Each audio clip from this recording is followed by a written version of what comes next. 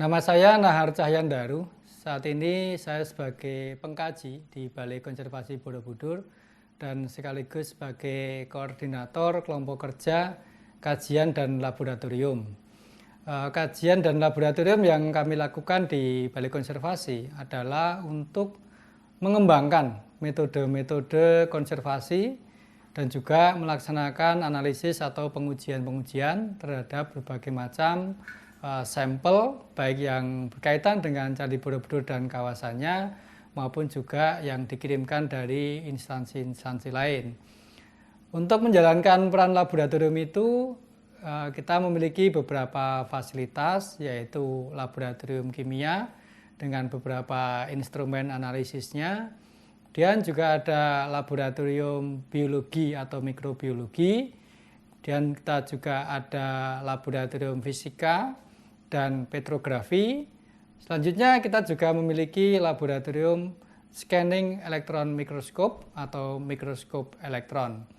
Selain ketika beberapa laboratorium analisis tadi, kita juga ada laboratorium konservasi untuk melaksanakan beberapa tindakan-tindakan konservasi. Untuk SDM, kita saat ini memiliki 10 orang staf ya, dari berbagai macam latar belakang keilmuan dan strata pendidikan.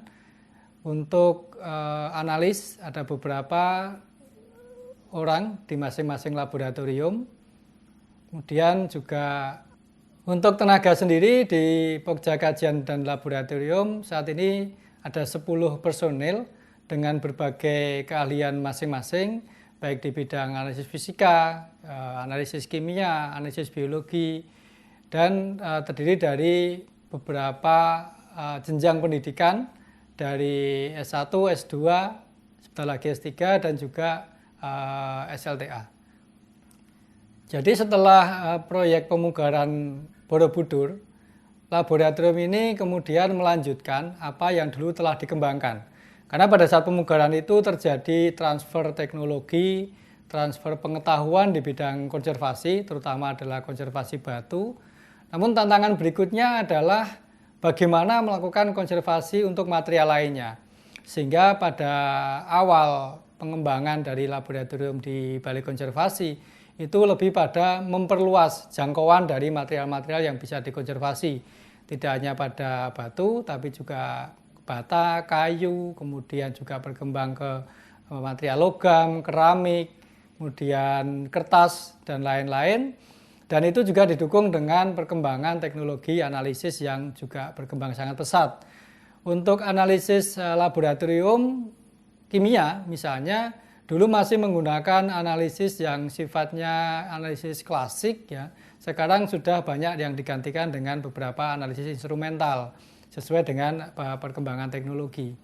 Beberapa alat yang dipakai misalnya Atomic Absorption Spectrophotometry atau disingkat AAS, ini untuk mengetahui kandungan unsur hingga kandungan yang sangat kecil. Kemudian juga ada alat X-ray fluorescent spektroskopi, ini untuk mengetahui komposisi unsur dari suatu sampel dengan metode analisis yang bersifat non-destruktif atau tidak menghancurkan sampel itu sendiri. Nah, metode-metode baru seperti ini juga terus berkembang, di samping juga jangkauan material yang semakin banyak yang dikaji atau diteliti. Untuk pengembangan saat ini, kita mengunggulkan atau mengedepankan konservasi yang sifatnya berbasis kearifan tradisional dan berbasis kekayaan bahan alam Indonesia. Beberapa material yang kita kembangkan dalam kita mengembangkan metode baru konservasi, kita ambil contoh misalnya untuk konservasi kayu. Ini kita ambil dari kearifan tradisional masyarakat Kudus. Mereka menggunakan ekstrak tembakau dan cengkeh yang dibantu dengan pelepah pisang. Ini kita sudah kaji secara saintifik untuk kemampuannya secara ilmiah ya, kita bisa membuktikan dan bagaimana aplikasinya di lapangan. Ini saat ini bahkan sudah menjadi metode yang baku di mana para pelestari di seluruh Indonesia itu sudah sangat lazim menerapkan metode ini untuk mengkonservasi cagar budaya kayunya. Dan contoh lain misalnya untuk logam, di mana kajian itu didasarkan pada kearifan masyarakat Jawa di dalam memelihara pusaka-pusakanya.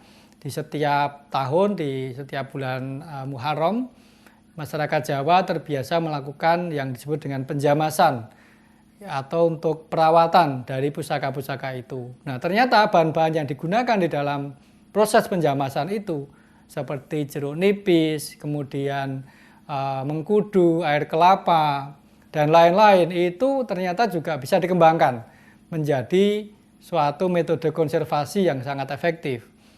Untuk Indonesia sendiri bisa dikatakan laboratorium di Balai Konservasi Borobudur ini merupakan yang terbesar itu ya, terbesar baik dari sisi fasilitas maupun dari sisi output yang dihasilkan, dan juga mampu menghasilkan metode-metode yang kemudian diaplikasikan di seluruh Indonesia.